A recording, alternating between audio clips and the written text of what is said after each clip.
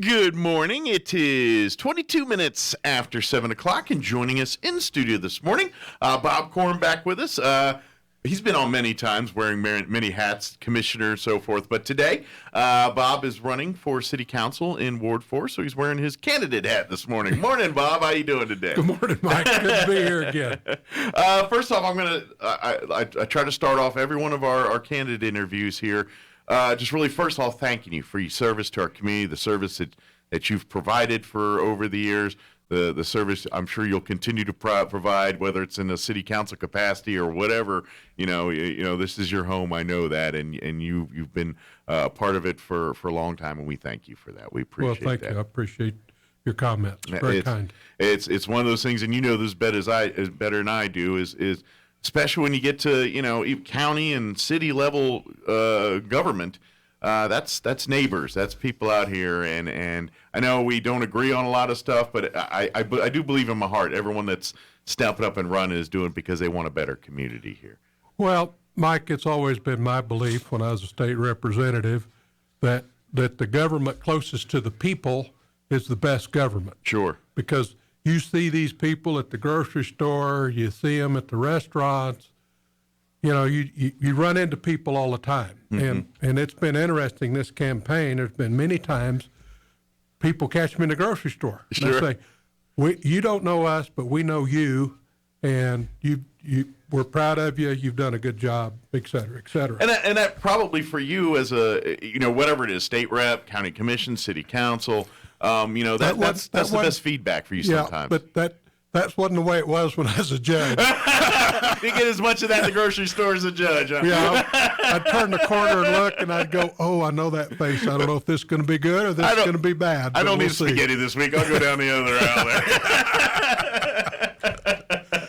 there. But most of the comments, even when I was a judge, were good. Sure.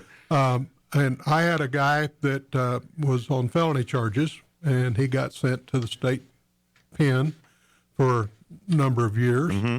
And I ran into him. And he walked up, shook my hand, and he said, thank you. Sure. You told me that I needed time to reflect. And that's what I called it. I didn't say I'm going to throw you in jail. Right. I'm going to give you time to reflect. Sure. And he said, I'm married, I got a steady job, got a child now, da-da-da-da-da. And I thought, good deal. And that's really, and we're not talking just about judges here, but really that's what being a judge is all about, is understanding, when to use it as a tool to hopefully educate someone into being better versus putting away someone that just really shouldn't be a part of society. You know what I mean? Yeah, that's true. Yeah. And you have to have the judgment and the common sense to figure out which one of those lanes that you're looking at. Sure, absolutely. So let's talk city council here. I guess let's start with the first question. Why? What made you decide to say, you know what, I need to step up here and run for city council in my home ward here? Well, my personal opinion is the city needs to refocus what they're doing. Gotcha. Okay. I mean, you've got $7 million they spent on the convention center. Got a nice room for the city council to meet in. Mm-hmm. Remodeled the lobby, but you got that stupid echo. I was at the city council special meeting last night, and It was hard to understand what was going on in that, and that's a brand new room. Gotcha. So that, plus, I'm not going to, it has not been a big part of my campaign. Sure. The rec center. Sure. And the aquatic center. The mayor's deal has been batting that back and forth. Sure. But you're kind of setting a precedent. It's like, look, we're updating facilities, but are we doing it with looking at the community's needs most in mind with some of this? Or are we just trying to put it up there and save a buck? Is that kind of where you're going with it? Yeah. You need to, whenever you're planning is hard. Mm-hmm. It's time consuming and it's expensive. Sure. But if you don't have a plan and don't ask enough questions going into the deal, it's not going to meet the needs. Gotcha. And if they saved $1 million, for instance, not my issue, but this is what the mayor's guys have been going back and forth about. Sure. Is the pool's not deep enough. Well, okay, so you saved $1 million by not having the pool deep enough, for instance. I don't know. I've never been in that building. So And I don't know enough about competitions to know what's regular. I'm like, yeah, it's a pool. I mean, I don't know. Yeah. I'm not going to get into that. Sure. Fight. But my focus is that, and I know you're going to bring it up, so I'm going to beat you to the punch. All right. Is this $61 million baseball complex? Sure. Now, I did a mailer on it, Mike. You've got it in front of you. I do. And it says, I'm a big baseball fan. When Nancy and I were married before she passed away, her bucket list was to go to every major ballpark in the United States. Now, we didn't get the list complete, but we went to lots of baseball games. You tried real hard to finish it. Tried real hard. We didn't get back on the East Coast very much, but we covered most of the West Coast. Gotcha. And the Central Rocky Mountains and Midwest. But I'll give you, City Council has not voted to do the $61 million ball field. Gotcha. That was never coming up before a city council meeting. I haven't seen it yet. Gotcha. But what they did do is spend over $500,000 to get this planning done. Gotcha. And, okay, I got it. It was a grant or an appropriation from the legislature, but state taxpayer money. But it doesn't matter. Taxpayer money is taxpayer money. Gotcha. That's $500,000 we could have done something concrete with. Well, our streets are in very, very poor shape. Mm-hmm. They're doing a lot of work now around town. They've done a bridge up on Lee and Deming, I think it is. But that's not in their normal budget. Their normal budget is street repair and stuff, somewhere around $1 million. Sure. And I'm going, guys, we got to play catch up. Mm-hmm. We got to put $10 million in that account to try to play catch up. Sure. All this money we've had a windfall. County had a windfall. City had a windfall due to this COVID stuff. Sure. And the federal dollars. But guess what? Federal dollars are still taxpayer dollars. Mm-hmm. We're coming up on tax filing season. You're going to write a check. I'm going to write a check. I already know how much that check is, and I'm not happy about it. I mean, the number's out there in the weeds somewhere. Yeah. But it's still taxpayer money. Sure. And we got to be good stewards of taxpayer money. It doesn't matter where it comes from. Absolutely. Because that's all government operates on is taxpayer funds, period. I want to ask you a question, and you have a unique perspective on this one. Talking about roads and things, and the upkeep and the maintenance of the roads. Obviously, you served as county commissioner during the COVID time period here, and so you dealt with many of the same issues on the county level. Right. So I'm kind of curious, because some could be. And I would say it's fair to say in some instances when you talk about road is lack of material thing. COVID kind of put a delay on some of that. And I would argue that may be a valid point for some things. But you guys experienced the same thing on the county level. Did you have those kind of issues with the road department as far as material, manpower, all the things that were shorthand? Dealing with some of those issues, was that a problem in the county level? So I'm trying to give a compare and contrast. If that makes sense. Well, I mean, the county road department is a different thing than the city streets. Gotcha. Okay, we do dirt roads. I got to tell you, when I left the commission a year and 2 months ago, we had better dirt roads in the county than some of these city streets. and we spent, I don't remember now if it's $500,000 or $600,000 on a, I don't know what to call it. It's a giant rotor-rooter. Gotcha. It's got the tiller. I don't know what they call them. I know what you're talking about. But it's got steel spikes on it, and literally you just power it up and drive down the road, and it tears up the present asphalt, mixes it with the dirt, and then you come in and repack it, and then you come in and lay down your chip seal. Gotcha. And that's another big difference. We use chip seal in the county, and you use asphalt in the city. And the price of all this stuff, guess what? It's going up. Yeah. Look at the price of oil. What's the biggest item in asphalt? Oil. Yep. And so we got to be very careful about this stuff. We need to play catch up, and we got an inflation rate of 7%. Somebody said the other night at the meeting. And Well, now war in World War III or whatever, looking here, I'm sure that's going to make a huge impact on some of these prices and materials and things like that. Again, oil and gas. Right. Well, I mean, oil was trading at over $100 the other day for a short period of time. Yeah. I don't watch the oil market like some of my buddies do. But, Sure. But you keep an eye on it from time to time. well, yeah, because it affects so much of what we do. Sure. It affects us at the gas pump. It affects us downstream, needing money to do streets and roads and So let et me cetera. just read the tea leaves for this next 4 years for the city council here. Like you said, we need to get back to fixing up and getting coming back here and fixing everything, getting it all done. Are we going to see some unique challenges with this next city council because the way the world's working right now? Our congressional districts, now we got Chaves County's got all 3 districts in one county here. I would imagine that's going to impact, who comes to see the city council, the kind of, certainly, the people that pass through here wanting things. I imagine, I got a feeling, and you have a better picture than I do. It's going to be some unique challenges for this next 4 years for this city council, whoever's Well, sitting on it. Mike, I've been on your show many times, Yeah. and you know how I am with challenges. I just roll my sleeves up and go to work. And it is going to be an additional challenge. We have 3 congressmen to go back and visit with in Washington, call on the phone, write letters to, whatever. We still just have 2 senators. Sure. But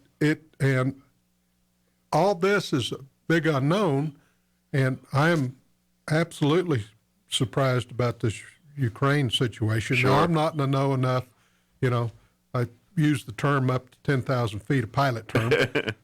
Looking down, I'm going, wow, I don't know how that happened, but look what's going on. Sure. So some of this stuff you just can't plan for. Right. And because on the world stage, it involves so many different countries, so many different leaders, Sure. their governments. This corona virus was the same for everybody. Sure. Made you sicker than a dog. Yeah. And- Well, maybe World War III will get rid of Corona. Like, a lot of those people talk about masks right now. I'm just saying. Sorry, Mike, I'm not going to go there, bud. I'm just saying. I know not so many people talk about masks at the moment. I'm just saying. They're a little more, got bigger fish to fry. Just saying. But anyway, just an observation. I understand. But let me ask you this, because obviously you've got a lot of experience working with people, working in the county level, state level, things like that. And that's one thing we talk about the city council here. It's a unique one. We got the largest city council, 10 people. That's a unique thing to other municipalities and things. Obviously, you've got a lot of connections here, but to work with 10 is that? Your experience here, is that a unique challenge, a different challenge of working on a county commission or something? Or I don't think it's a unique challenge. Yeah. It is challenging. Sure. No question. And, I'll tell you a little story. When Commissioner Wooten stepped off the county commission, he had a little deal about riding for the brand. And there's been a lot of hubbub on Facebook and stuff about, the county guys are trying to take over the city. No, that's not true. Sure. When I get elected next Tuesday, I'm wearing the Roswell brand. Gotcha. When I was a county commissioner, I wore the county commission brand. Sure. Just like you got a fence between 2 ranches, but that doesn't mean you can't get along and talk across the fence. Sure. Take somebody's livestock home for them. You expect the same thing in return. That doesn't mean you can't work with people. Sure. It's just that your focus has to be on the brand you're riding for. Sure. I would also maybe, and I can let you should talk more on this, but obviously we've the relationship between city, county, city. I mean, yeah, I would say in the big picture, there's a good relationship, but at the end of the day, there's county needs, there's city needs, and sometimes that's where the rubber doesn't meet the road sometimes here. I imagine now, with experience in both levels, things like that, I imagine, you being on the city side can maybe close some of those gaps a little bit. That's just me read the tea leaves No, here. Am I pretty close on that, or? I'm hopeful that Yeah. the county and the city can work closely or more closely on Yeah. some projects. I mean, it's just crazy to try to divide and conquer, because that doesn't work. We need Right. to unify to conquer. Sure. And I know the county, I know all the commissioners, subject to election this November. But trust me, I'll know whoever gets elected because I'll make it a point to. And there's no reason we can't join on some projects, get some stuff done. We need to work together. Sure. We need to communicate with each other. Just like, I can't do anything by myself on the city council. I got to go get 5 more people to vote with me. That's 6. Sure. Or have the mayor convinced to have a 5-5 and have he or she Sure. break the tie my way. But and that's just, when I was in the House, 62 members in the House, 42 members in the Senate. Well, after I got my House stuff done, I had to go over and convince 21 senators plus 1 that this is a good idea. And so that's not new to me by any stretch. Sure. You just, so whether it's 5 or 9 others, you gotta convince that it is what it is. It's the What number. makes it harder on the city council is the Open Meetings Act and some of that stuff. You've got to be careful. Can't get a whole group. Now, if the committees presently are 4 counselors on each one. So if I talk to one of my committee members, I can't talk to anybody else. Gotcha. Because then that's a quorum. Same way on the city council. Sure. I can talk to 4. I'm not real sure how the coin toss is on the 5th one. Gotcha. And again, that's to keep everything transparent. Well, It can be inconvenient at times, but it's in place for a good reason. well, yeah. Mike, I was judge for 15 years. Yeah. I play by the rules. You see the reason why we need these rules and why we have them, And so I'm going to play by the rules. sure, yeah, The other, sometimes I feel like the city council's not as transparent as they need to be. okay, So, I think they need to have an opportunity for more public input on some things. gotcha. And there's not anything in the rule book that says I can't have a whatever committee I'm on, budget, legal, Sure, infrastructure, whatever, that you can't ask questions of the public at that. It's a publicized meeting. It meets all the criteria. Everybody here, not the whole city council, but hopefully 4 if they all show up at the meeting. sure. And that's the way it is. I know we've talked a lot about spending and where we go with the money here. I do want one area that's kind of been a hot button over the last couple of years here is the city facilities and the cost to get in these things and all of that stuff. We've had the city on, and we talk about, we've heard, the convention center back at the money that we've lost, before when they're charging whatever it was $300 per for entry fees, things like that. Your thoughts on just how they handled all this, and what, as city councilor, would you start fooling with this stuff, or your thoughts on it? What are your opinions? No, we need to really look at this fee structure. Just not. It's my understanding it's the first one. Gotcha. Okay. He's got a card for this too. I got 2 more to go. We'll see how good you are, I Michael. got a card for all of them. But the taxpayers paid for all these facilities over the years. Good thing, bad thing. Decision was made. We stepped up to the plate. Right. I believe that reasonable fees can be paid for a reasonable request. Gotcha.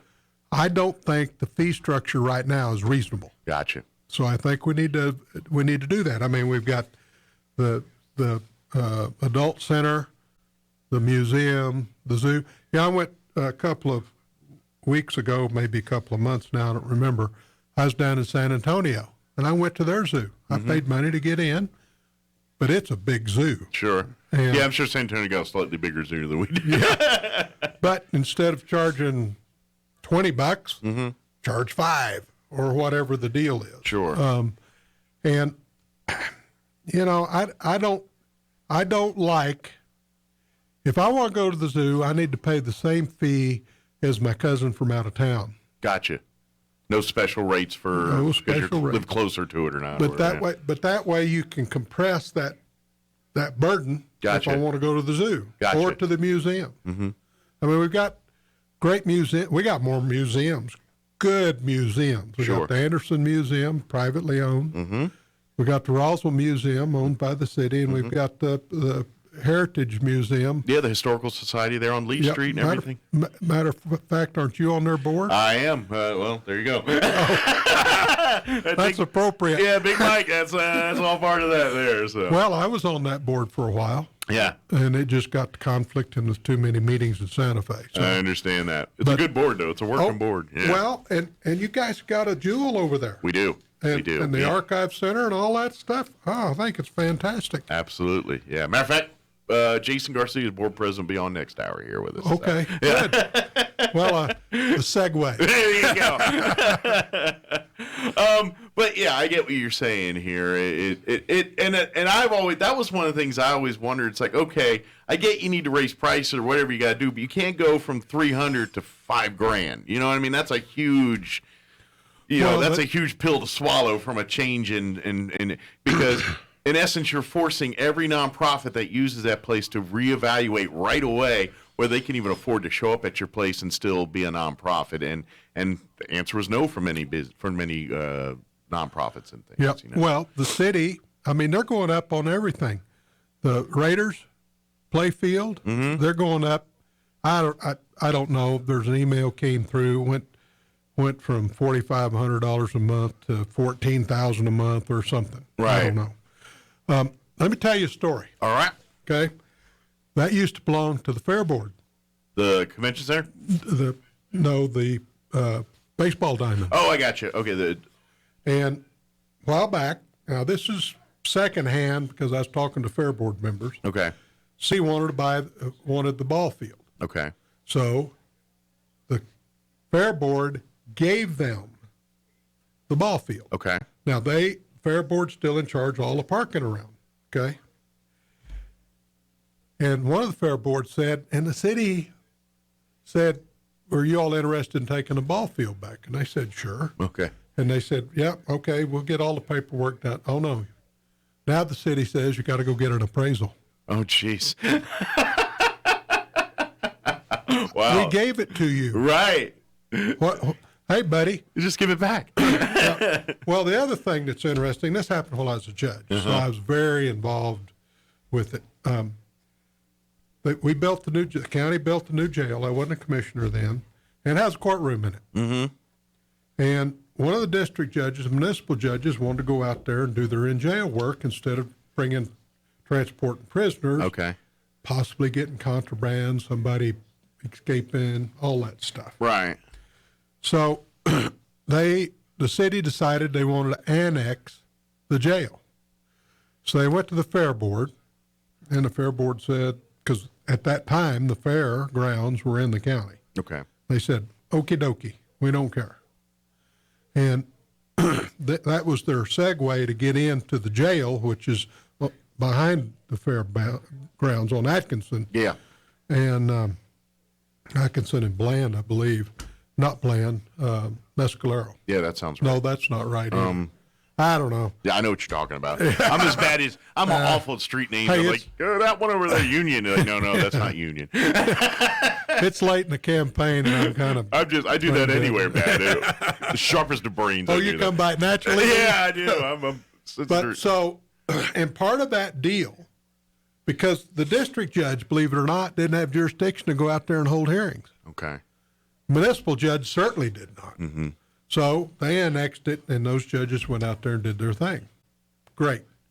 Well, there's a handshake deal as part of this thing that the city of Roswell would always support the fair with fire and police. This year, they were missing in action. Wow. They wanted to charge the Fair Board. I don't know how much. I could never get that information. That's the reason why I was talking to the Fair Board members. And so the county sheriff and the New Mexico Mounted Patrol stepped up to the plate. Filled the void there. Yeah. And the Dexter volunteers brought the fire protection, brought the equipment. Now, Mike, it's in the city limits. Mm-hmm. It's a requirement in my mind, for the city to step up and do what's right. I would agree with that, and because the city certainly benefits when the fair comes to town. People come and eat in the restaurants and shop in our stores and stay in our hotels and Yep. all of that stuff when the Eastern New Mexico State Fair comes to town. That's just yeah. a fact, And yeah, you're right. I agree. I completely agree with you on that one. So Well, I mean, it was just wrong. yeah. And it's the fourth item there on the little sheet. I got a card for that too. We're out of time. I just saw up here, but I do want to give you an opportunity. Anything we didn't cover, anything that you wanted to make sure that you told folks that we got sidetracked on. I want to give you that opportunity. Okay. Well, I'm just going to close with my normal spiel. I hope everybody out there in Ward 4 goes to the polls. Mm-hmm. Good luck on picking your mayor candidate. That's up to you. Vote for Robert Korn, that's the name that's on the Yeah, ballot. you look for Robert. If you look for Bob, you're going to be looking a while. It's number 2 on, or at least it was number 2 on my ballot. Gotcha. And I've got the experience. I can go to work day one. Is there? I know you're not a man of technology here, but is for folks that want to reach out to you? What's the best way to get a hold of Bob right now? If you wanted to, either if they have questions or want to get involved in the campaign, helping out, whatever. Well, a mailer going out should be in their mailbox today or tomorrow. Okay. Got my email address. Gotcha. You can shoot there. You can shoot it out. If you got a question for me, I've been behind in my door knocking a little bit because I had COVID for 2 weeks. Ooh, how you feeling? Oh, I'm great. Good. That was back in January. Okay. And that's the second time I've had it. I had it in January 2 years ago before COVID was cool. Gotcha. Yeah. And I was in a motel room in Santa Fe, New Mexico for 5 days. Oh, That was miserable. that sounds like a party. Oh, yeah. I've about caught up. I've had some great support from people financially. I've got great set of volunteers. We got out there, we rolled up our sleeves, we knocked doors. Day before yesterday, we were out there knocking. It's 37 degrees. That's how dedicated my volunteers are. That's And awesome. I can't. There's not words to thank these people. Some of those folks, they really make us look good sometimes when they help out get into that. You're right. So, as always, Bob, appreciate your visit here, and I know we'll talk to you a bunch, win, lose, or draw here, and anytime you got open invite, you got needed to talk to folks, we got a place to come on in. I got your number, bud. Now, we need to talk about the door that you can't get into at 7 o'clock in the morning. Well, there's a man who owns this building. His name's Colt Gibson. You need to talk to him about that one. I know Mr. Gibson, and I will call and harass him about that. There you go. I think you calling him versus me would have a better impact. I think usually when the radio guy calls, people they hit ignore is what it usually happens. Matter of fact, I think he's a locksmith, and I think I remember where his shop is. That's right. You can hunt him down. And it's what, almost 8 o'clock or a little after? Yeah, about time for him to be checking in, right? There you go. You know where I'm going. There you go. Well, thank you, sir. Appreciate the visit. Appreciate all you do for us here in southeast New Mexico and Roswell. And we look forward to more fun and frivolity in the times ahead here. So Come on Tuesday. there you go. That's Four one more thing. days. That's one thing I've heard every single candidate said. Tuesday can't get here quick enough. They're ready for this thing. It'll be here when it gets here. It absolutely Enjoyed will. it, Mike. Thank All you right. a lot. Take care. Thank you. Have a good week. And glad you're feeling better, too. Glad to hear that.